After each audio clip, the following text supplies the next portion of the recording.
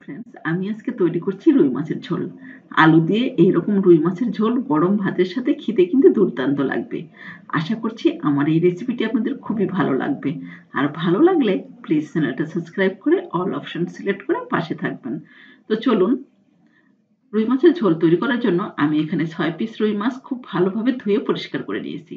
প্রথমে এখানে অ্যাড করে দিচ্ছি লবণ 1 চা চামচ, আর এখানে দিয়ে দিচ্ছি হলুদের গুঁড়ো 1/2 চা চামচ। দিয়ে দিচ্ছি আমি এখানে সরিষার তেল, আমি এখানে 2 টেবিল চামচের মতো দিয়ে দিলাম। দিয়ে খুব ভালোভাবে মাছটাকে ম্যারিনেশন করে নিতে হবে। তো সমস্ত মাছ আমি ঠিক এইভাবে ম্যারিনেশন করে নিলাম। এটা আমি প্রায় 10 মিনিটের মতো একটা সাইড করে ঢাকা দিয়ে রেখে দিচ্ছি। আর এখানে আমি নিয়েছি আলু। আলুটাকে খুব ভালোভাবে ছিলে নিয়েছি। এরপর আমি আলুটাকে একটু লম্বা করে বড় বড় পিস করে কেটে নিচ্ছি। তো সমস্ত আলু আমি ঠিক এইভাবে একটু বড় বড় পিস করে কেটে নিতে হবে। এরপর আমি আলুগুলো জল দিয়ে ভিজিয়ে রেখে দিচ্ছি, না হলে কিন্তু আলুগুলো কালো হয়ে যাবে। আর এখানে আমি নিয়েছি 4 থেকে 5টি পেঁয়াজ। তো পেঁয়াজটাকে একটু কুচি করে কেটে নেব। এই রেসিপিতে কিন্তু কোনো রকম রসুন ইউজ করব না। তো সমস্ত পেঁয়াজ আমি ঠিক এইভাবে কেটে নিলাম। আর এখানে আমি নিয়েছি দুটো টমেটো আর নিয়েছি কয়েকটা কাঁচামরিচ। আমি এই দুটোকে একসঙ্গে খুব ভালোভাবে পেস্ট করে নেব। আর প্যানে কিছুটা তেল দিয়ে দিলাম। আমি সরিষার তেল দিয়ে দিলাম। আপনারা চাইলে কিন্তু এখানে সাদা তেল দিয়ে রান্নাটা করতে পারবেন। তো তেলটা গরম হয়ে গেলে আমি মাছগুলো দিয়ে দিচ্ছি। মাছগুলো দিয়ে আমি এক পাশটা প্রায় 5 থেকে 6 মিনিটের মতো ভেজে নেব মিডিয়াম হিটে। এরপর অপর পাশটাও ঠিক এইভাবে ভেজে নেব। এরপর সমস্ত মাছটাকে আমি একটু লাল লাল করে ভেজে নিচ্ছি। তো মাছ ভাজা হয়ে গেছে। মাছটাকে ঠিক এরকমভাবে ব্রাউন করে ভেজে নিতে হবে। তো মাছটা আমি উঠিয়ে নিলাম। তো সমস্ত মাছই আমি ঠিক এইভাবে ভেজে নেওয়ার পর মাছ ভাজা তেলের মধ্যে আমি আলুটা ভেজে নেব। তো দিয়ে দিলাম আলু, আর এখানে দিয়ে দিচ্ছি লবণ 1/2 চা চামচের মতো, আর এখানে দিয়ে দিচ্ছি হলুদের গুঁড়ো। দিয়ে খুব ভালোভাবে আলুগুলো ভেজে নেব।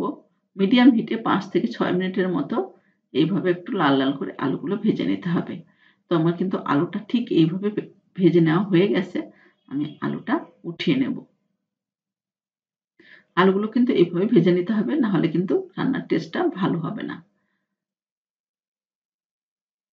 তো সমস্ত আলু আমি উঠিয়ে নিলাম। এখন আলু ভাজা তেলের মধ্যে একটুখানি দিয়ে দিচ্ছি তেল, আর এখানে আমি দিয়ে দিচ্ছি একটা তেজপাতা। আর ফোড়নের জন্য দিয়ে দেবো একটুখানি কালো জিরে। একটুখানি তেলের উপর নেড়ে নিতে হবে। এরপর এখানে দিয়ে দিচ্ছি পেঁয়াজ কুচি। পেঁয়াজটাকে একটু লাল করে ভেজে নিতে হবে। প্রায় 2 থেকে 3 মিনিটের মতো ঠিক এইভাবে ভেজে নেওয়ার পর এখানে আমি অ্যাড করে দিচ্ছি আদা বাটা 1 চা চামচ, আর এখানে দিয়ে দিচ্ছি জিরে বাটা 1 চা চামচ, আর এখানে আমি দিয়ে দিব ধনে গুঁড়ো 1/2 চা চামচ, আর দিয়ে দিচ্ছি এখানে লাল মরিচের গুঁড়ো 1 চা চামচ, আর দিয়ে দিচ্ছি হলুদের গুঁড়ো সামান্য পরিমাণ, আর দিয়ে দিব লবণ স্বাদ মতো। দিয়ে এখানে একটুখানি জল দিয়ে সমস্ত মশলাটাকে খুব ভালোভাবে কষিয়ে নিতে হবে।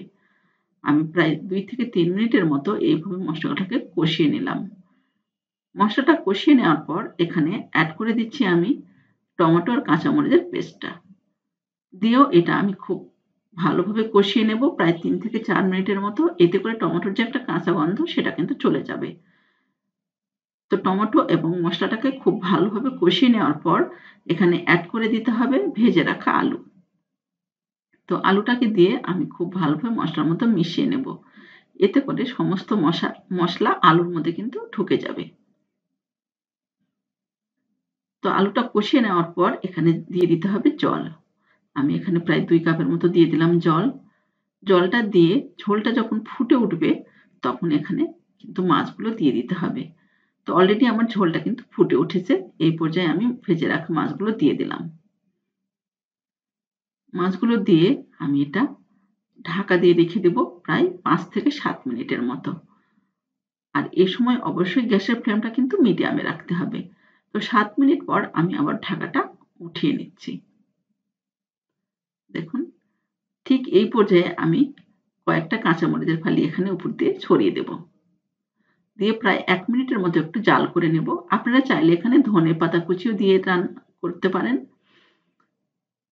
তো ঠিক দেখুন, আমার এই পর্যায়ে রান্নাটা একদম রেডি রুই মাছের ঝোলের। আশা করছি আমার এই রুই মাছের ঝোলের রেসিপিটি আপনাদের খুব ভালো লাগবে। আর ভালো লাগলে প্লিজ লাইক, কমেন্ট এবং শেয়ার করে আমার পাশে থাকবেন। তো আজ এ পর্যন্তই। ভালো থাকবেন।